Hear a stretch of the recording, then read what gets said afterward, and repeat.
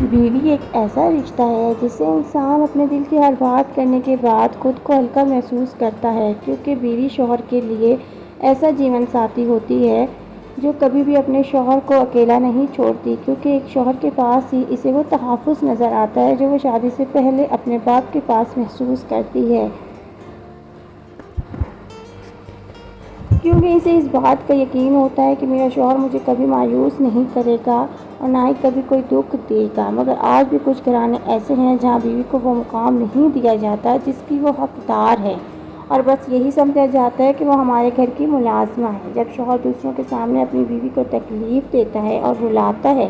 تو اللہ تعالیٰ بیوی کے آنسوؤں کی وجہ سے اس کے کاروبار سے برکت کو ختم کر دیتا ہے اور دنیا میں اس کی کوئی عزت نہیں رہتی۔ پھر اس کے آنے والی نسل بھی تباہ ہو جاتی ہے، اور پھر اس کے ساتھ بھی یہی سلوک ہوتا ہے، کیونکہ اللہ تعالیٰ نے عورت کو بدلہ لینے کی طاقت تو نہیں دی، لیکن اس کا بدلہ اپنے ہاتھوں میں رکھا ہے۔